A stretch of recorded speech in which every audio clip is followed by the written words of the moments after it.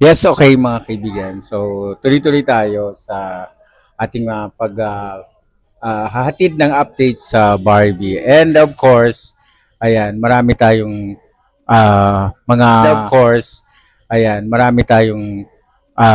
mga followers and subscribers na, 'di ba? Araw-araw sumusubaybay dito sa ating vlog. But this time po mga kaibigan ay gusto kong ihatid sa inyo yung updates na kasi yung iba mga nagagalit kay Barbie, bakit ganito, bakit ganyan, nakikinig sa sinasabi ng production. Alam mo, artista lang si Barbie at hindi natin pwede siyang i-blame at this point in time kasi sumusunod lang siya sa instruction na binibigay sa kanya ng production. Ngayon, ang dapat nating sisihin ay ang production na nagbibigay ng instruction kay Barbie. 'Di ba? Sabi nga doon sa balita na gimmick lang daw yung pag-holding hands ni Barbie at ni Jameson. So, baga palihim na kinukunan at binigyan lang ng instruction si Barbie na mag-holding hands, makipag-holding hands. 'Di ba may mga ganong lumabas? Which is parang naniniwala din ako dahil si Barbie kasi masunurin yan eh. At saka hindi yan, walang attitude yan. Hindi yan uso sa kanya ang attitude. And natutuwa ko dyan. Kasi hindi naman yan si Barbie magiging actress. Or hindi naman yan si Barbie tatagal ng halos dadalawang dekada na siya sa industriya. Simula nung mabata pa siya, nag-start na siya. So, hindi siya tatagal sa industriyang ito kung may attitude yung batang yan. Kaya saludo ako kay Barbie dahil sinusunod niya lang kung anong instruction na binibigay sa kanya ng production. Ang dapat nating sisihin ang production dahil sila ang nagbibigay ng instruction sa kay Barbie. At wala namang problema kay Barbie at kay David eh. Nagkakaroon lang ng problema nga dun sa kapag may mga issue na lumalabas, katulad ng holding hands, katulad ng may Jameson daw, kuning-kuning. And natutuwa ako dahil isa yun sa mga pinag-usapan din na pinag-usapan ng bonggang-bongga na di naman pala totoo. Friends lang naman pala sila. So ngayon, ang ending ay wala pala. So pero may mga lumalabas na naman na pilit na kuning-kuning nakikipagkita daw ang family ni Jameson sa kay Barbie. Bakit naman? Anong dahilan? Bakit makipagkita? Unang-una, bakit may relasyon ba si Barbie at si Jameson? O kung may relasyon, bakit hindi nila ihayag? 'Di ba? Ba't hindi nila ilantad? Kasi nga gimmick lang, 'di ba? So hindi natin hindi natin matanggap yung mga ganong gimmick nila na alam naman natin na ah, hindi talaga katanggap-tanggap, 'di ba? Hindi talaga katanggap-tanggap yung mga chismis o chika na binabato nila kay Barbie. Also, ang maganda lang si Barbie at si David ay malakas, hindi nagpapatinag sa mga issue, 'di ba? Kahit anong ipukol sa kanila, na case sa ganito, case ganyan, pero tuloy pa rin sila. Tuloy pa rin sila sa kanilang mga mga kumbaga sa kanilang tambalang barda. So kung iba-iba diyan, naku, kumalas na 'yan, umalis na 'yan, nabuwag na 'yan. Pero ang barda matatag, 'di ba? So doon ako saludo sa dalawa kasi matibay sila eh. Nilalabanan nila yung kung ano yung dapat labanan talaga kasi kung tutuusin tapos na yan eh kasi sa dami ng mga issue, sa dami ng mga pinupukol na mga intriga, 'di ba? Syempre mga tao din naman 'yan. Hindi naman 'yan mga robot, 'di ba? So lahat ng 'yun ay kung iisipin mo, talagang matatag sila kasi sa dami ng kanilang mga pinagdaanang issue. Ang issue sa kanila hindi basta-basta ha, kung ano-ano mga issue pinupukol sa kanila. Pero sabi ko nga matatag ang barda kaya andyan pa rin sila Pero kung hindi sila naging matibay, hindi sila naging palaban sa issue, palaban sa intriga, buwag na ang Barda sa totoo lang. Kasi 'di ba, matagal na rin naman hindi sila nagsasama, 'di ba, sa project pero tuloy pa rin nandiyan pa rin sila, 'di ba?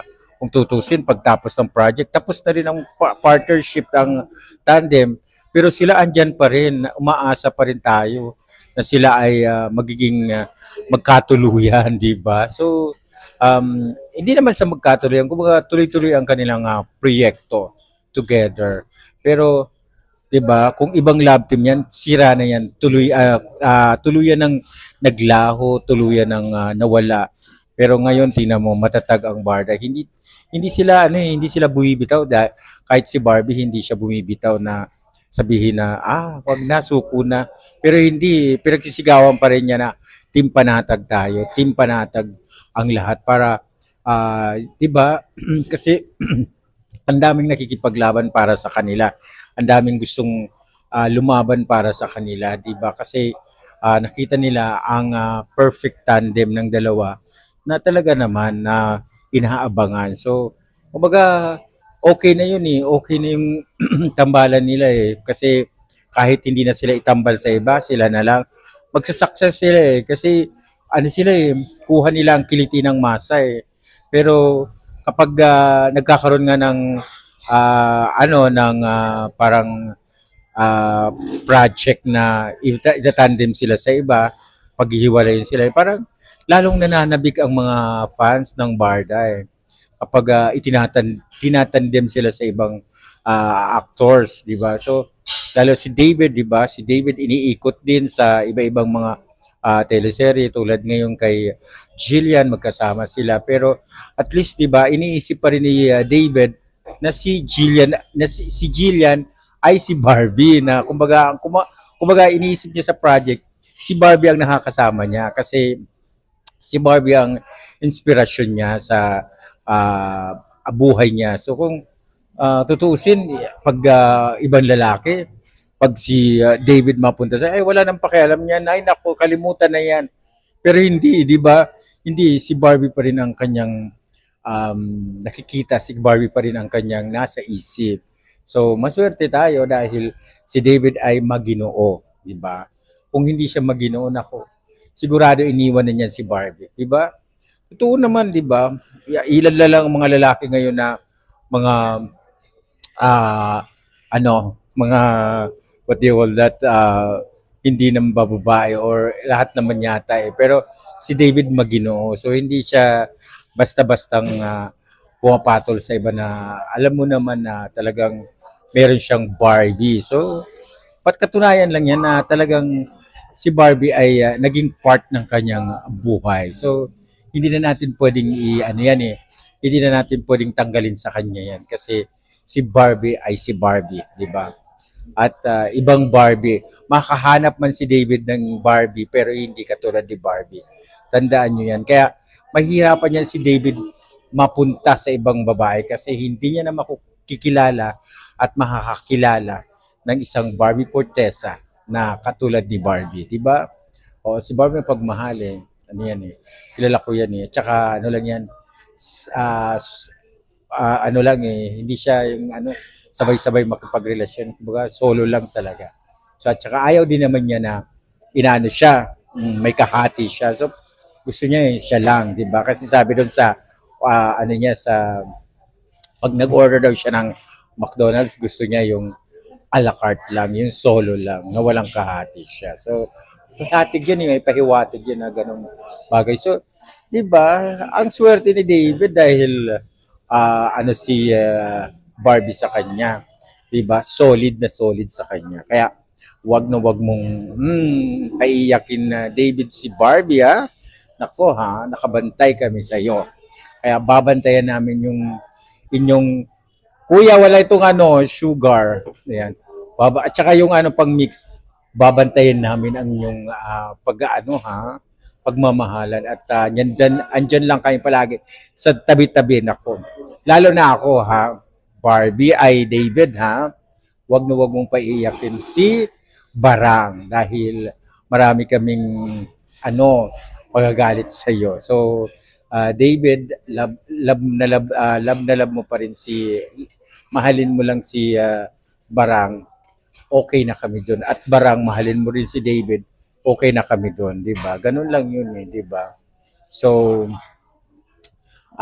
pag kayo nagkatuluyan ha, talagang pupunta kami sa simbahan, pupunta kami sa, naku, di ba? Pupunta kami sa simbahan, kami ang magiging ano mo, kami ang magiging audience niyo. Pero 'di ba, joke lang 'yan. Pero 'di ba, at least tuloy-tuloy pa rin. Ang advice ko lang, huwag kayong magpadala sa mga production, mga instructor ng production na kung ano-ano, Diyos ko, nagkakaroon ng experimental yung mga projects. So, pina-partner kayo sa kung kani-kanino. Okay naman yung partner kayo kasi para experience nyo yung mga bagay-bagay at makasalamuhan yung ibang artista. Pero yung ilalab team kayo sa iba, wag, naku, hindi ka tanggap-tanggap sa barda yan. Yung ilalab team ka sa ganito, ilalab team si Barbie sa ganyan. Hindi, naku, marami mag-iiyakan kapag may ganung project na ilalab team talaga ang isa sa kanila, di ba? So, continue lang, di ba? Laban lang. Okay. Sa mga hindi pa nakapag-subscribe, subscribe na kayo sa aking YouTube channel. Now na. Thank you.